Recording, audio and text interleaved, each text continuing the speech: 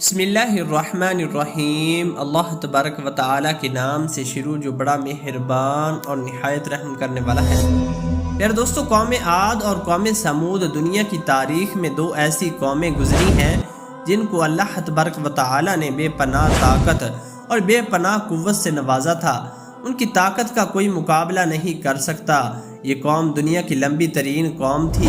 ان کے جیسی قوم نہ ان سے پہلے آئی اور نہ ہی ان کے بعد اللہ تبارک و تعالی نے ان کے جیسی قوم کسی قوم کو پیدا فرمایا۔ پیارے دوستو، آج کی اس ویڈیو میں ہم آپ کو قوم سمود کے بارے میں بتائیں گے جو قوم عاد کے بعد آباد ہوئی۔ قوم عاد دنیا کی سب سے پہلی طاقتور ترین قوم تھی۔ اس قوم نے اللہ تبارک و تعالی کی نافرمانی کی اور گناہوں کے اندر مبتلا ہو گئے تو اللہ تبارک و تعالی نے اس قوم پر اپنا دردناک عذاب نازل فرمایا اور اس قوم کو ہلاک و برباد کر دیا۔ اس قوم کا نام و نشان صفحہ ہستی سے مٹا دیا گیا۔ اس طرح قوم عاد کی ہلاکت کے بعد ایک دوسری قوم معرض وجود میں آئی جس کو قوم سمود کہا جاتا ہے۔ قوم سمود قوم عاد کی نسل میں سے تھی اور یہ دنیا کی دوسری طاقتور ترین قوم تھی۔ قوم عاد کی تباہی اور بربادی کے بعد عاد کے چھوٹے بھائی سمود کی نسل سے یہ قوم وجود میں آئی جس کو قوم سمود کہا جانے لگا۔ یہ قوم حجر کے علاقے میں آباد تھی اور آہستہ آہستہ یہ لوگ پھیلتے چلے گئے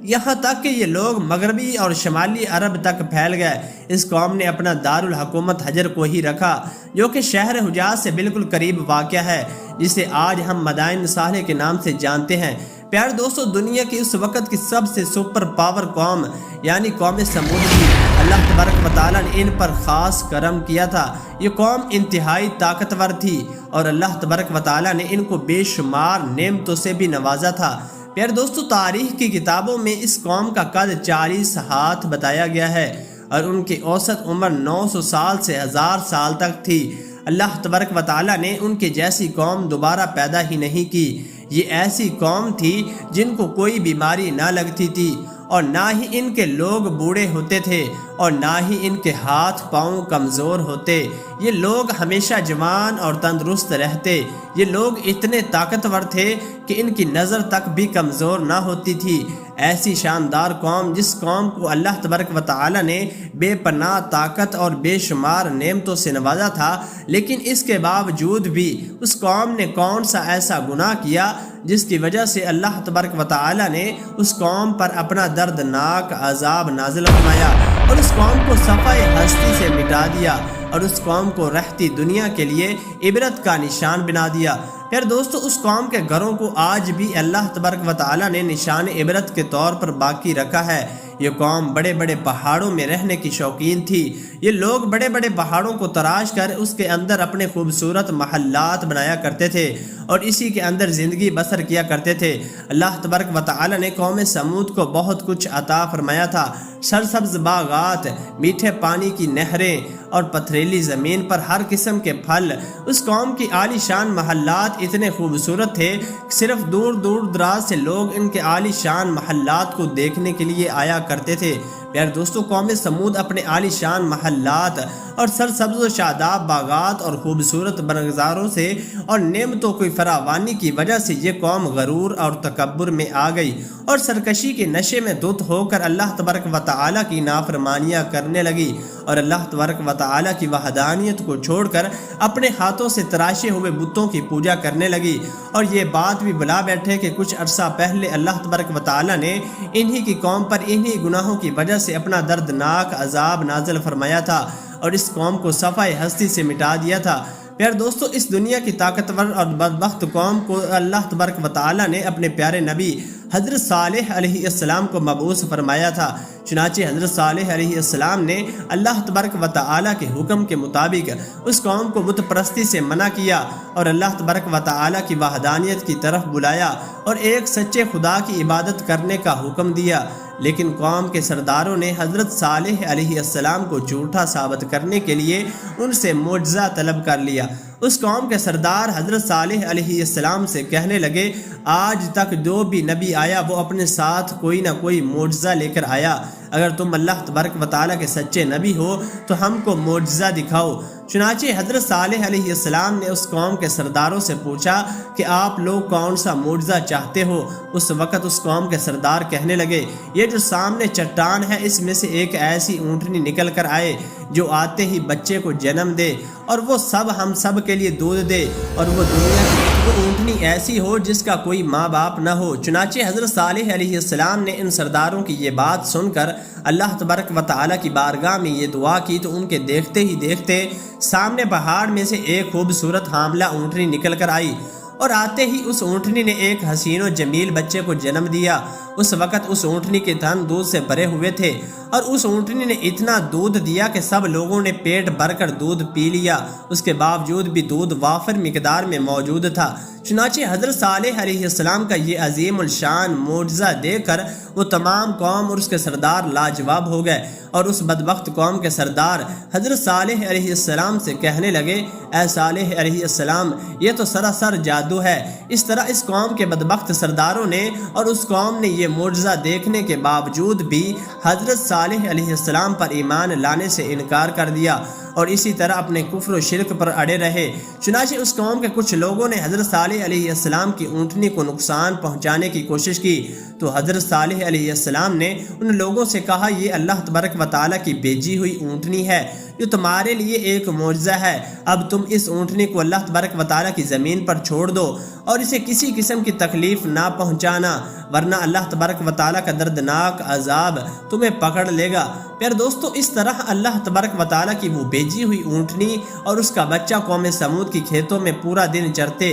اور ان کے چشموں کا سارا پانی پی جاتے۔ یہ ماجرا دیکھ کر قوم سمود نے حضرت صالح علیہ السلام کی بارگاہ میں شکایت کی کہ اونٹنی اور اس کا بچہ چشمے کا سارا پانی پی جاتے ہیں اور ہم کو پینے کے لیے پانی نہیں ملتا۔ تو ان کی یہ شکایت سن کر حضرت صالح علیہ السلام نے ان کے لیے دن مقرر کر دیے اور اس طرح اس چشمے کے پانی کو بانٹ دیا۔ ایک دن حضرت صالح علیہ السلام نے اس اونٹنی کے لیے مقرر کر دیا اور دوسرا دن اس چشمے کا پانی قوم سمود کے لیے مقرر ہو گیا۔ پھر دوستو، جس دن وہ اونٹنی پانی پیتی اس دن وہ دودھ بھی زیادہ دیتی اور دودھ اتنا ہوتا کہ دن اور رات میں ختم ہی نہ ہوتا۔ جس طرح کہ اللہ تبارک و تعالی قرآن پاک میں اس بات کی طرف اشارہ کرتے ہوئے ارشاد فرماتا ہے، اور حضرت صالح علیہ السلام نے اپنی قوم سے کہا، اے یہ اونٹنی ہے، ایک دن اس کی پانی کی باری ہے اور ایک معین دن تمہاری پانی کی باری ہے، اس کی کوئی تکلیف نہ دینا، ورنہ اللہ تبارک و تعالیٰ کا دردناک عذاب تمہیں پکڑ لے گا۔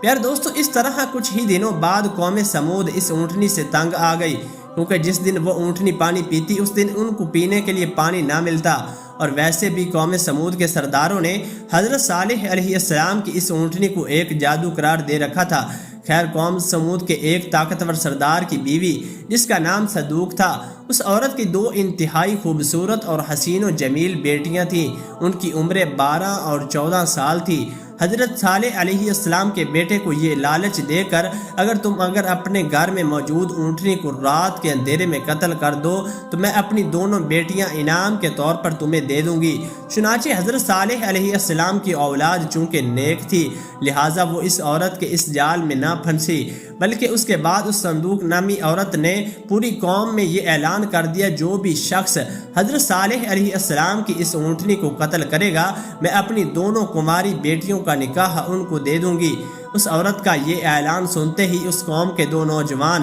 جن کا نام مسدہ ابن دار اور قیدار بن صالح تھا، ان دونوں بدبختوں نے مل کر اسی رات حضرت صالح علیہ السلام کی اس اونٹنی کو ذبح کر دیا۔ اس طرح اللہ تبارک و تعالیٰ کی اس بھیجی ہوئی اونٹنی کو ذبح کرنے کے بعد قوم سمود حضرت صالح علیہ السلام سے کہنے لگی،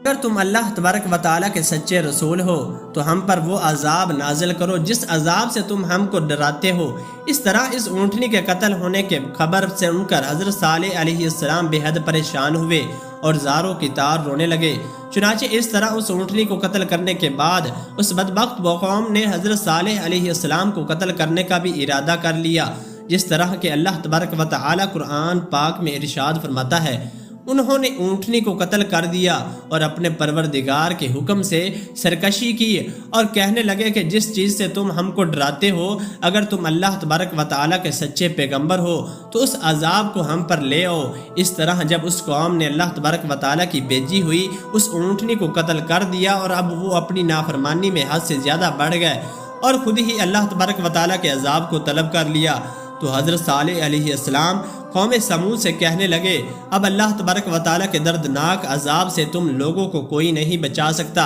چنانچہ حضرت صالح علیہ السلام کی یہ بات سن کر اس قوم کے 9 بدبخت لوگوں نے یہ ارادہ کیا اب حضرت صالح علیہ السلام کو یقیناً قتل کر دیا جائے۔ چنانچہ یہ 9 افراد ایک پہاڑ کے پیچھے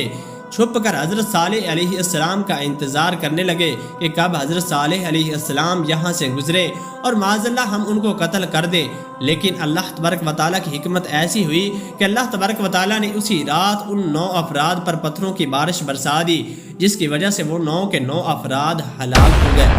اور صبح پوری قوم کے لوگوں نے ان 9 افراد کی لاشوں کو دیکھا۔ اس طرح اللہ تبارک و تعالیٰ کے دردناک عذاب اور ان 9 افراد کی لاشوں کو دیکھنے باوجود بھی قوم سمود اپنی سرکشی سے باز نہ آئی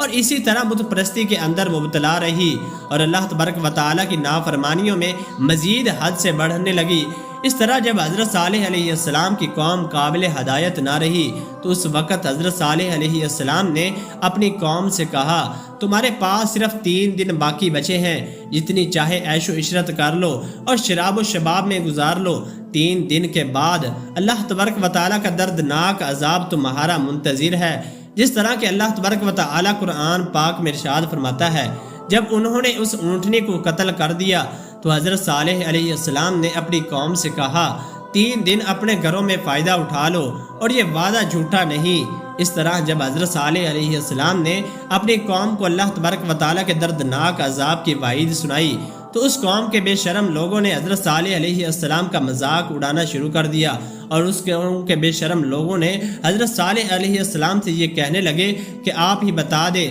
کہ ہم کو یہ 3 دن شراب میں گزاریں یا شباب میں گزاریں۔ تو حضرت صالح علیہ السلام فرمانے لگے پہلے دن تمہارے چہروں کا رنگ زرد ہو جائے گا اور دوسرے دن تمہارے چہروں کا رنگ سرخ ہو جائے گا اور تیسرے دن تمہارے چہروں سیاہ ہو جائیں گے اور چوتھے دن اللہ تبارک و تعالیٰ کا دردناک عذاب تم پر مسلط ہو جائے گا۔ چنانچہ حضرت صالح علیہ السلام کی قوم پر اس بات کا کوئی اثر نہ ہوا، وہ اسی طرح اپنی نافرمانی میں مبتلا رہے اور اللہ تبارک و تعالیٰ کی نافرمانیاں کرتے رہے۔ اور پھر حضرت صالح علیہ السلام کی قوم کے مطابق تیسرے دن ایسا ہی ہوا جب ان کے چہرے کالے ہو گئے تو اپنے کالے چہرے دیکھ کر وہ قوم ڈرنے لگی اور ایک دوسرے سے کہنے لگی کہ نہ جانے کون سا دردناک عذاب ہم پر نازل ہوگا اور نہ جانے کس طرح کے عذاب کے اندر ہم کو مبتلا کیا جائے گا۔ چوتھے دن ایک زوردار اور خوفناک چیخ آسمانوں سے نکلی، جس چیز کی آواز سنتے ہی تمام قوم سمود کے لوگوں کے کانوں کے پردے پھٹ گئے اور ان کے دل جیسے باہر آنے لگے اور روحیں جسموں کو چھوڑنے لگیں اور چند ہی لمحوں میں وہ لوگ جہاں پر موجود تھے وہ اپنی اپنی جگہ پر اوندے منہ گر گئے اور تڑپ تڑپ کر سب ہلاک ہو گئے۔ پھر اس کے بعد اللہ تبارک و تعالیٰ نے ایک ایسا دردناک زلزلہ بھیجا جس زلزلے کی وجہ سے انہی کے گھروں کو انہی پر گرا دیا گیا، جس طرح کہ اللہ تبارک و تعالیٰ قرآن پاک میں ارشاد فرماتا ہے اور جب ہمارا حکم آ گیا تو ہم نے حضرت صالح علیہ السلام کو اور جو لوگ ان کے ساتھ ایمان لائے تھے ان کو اپنی مہربانی سے بچا لیا اور اس دن کی رسوائی سے محفوظ رکھا۔ بے شک تمہارا پروردگار بہت طاقتور اور زبردست ہے۔ پیار دوستو، اس طرح اللہ تبارک و تعالیٰ نے قوم عاد کی تباہی اور بربادی کے بعد ان کی نسل میں سے قوم سمود کو ہلاک کیا اور اس نافرمان قوم پر اپنا دردناک عذاب نازل فرمایا اور اس قوم کے لوگوں کو صفحہ ہستی سے مٹا دیا اور اللہ تبارک و تعالیٰ اس قوم کے گھروں کے نشانات کو آج بھی باقی رکھا ہے تاکہ لوگ عبرت حاصل کریں اور اللہ تبارک و تعالیٰ کی نافرمانی سے باز آ جائیں، اور قوم کے گھروں آج بھی لوگوں کے لیے عبرت کا نشان بنے ہوئے ہیں۔ اللہ تبارک و تعالیٰ سے دعا ہے اللہ تبارک و تعالیٰ اپنے حضور عاجزی اور انکساری کے ساتھ زندگی گزارنے کی توفیق عطا فرمائے اور ان تمام گناہوں سے ہمیں بچائے جن گناہوں کے اندر مبتلا ہو کر پہلی قومیں ہلاک ہوئیں۔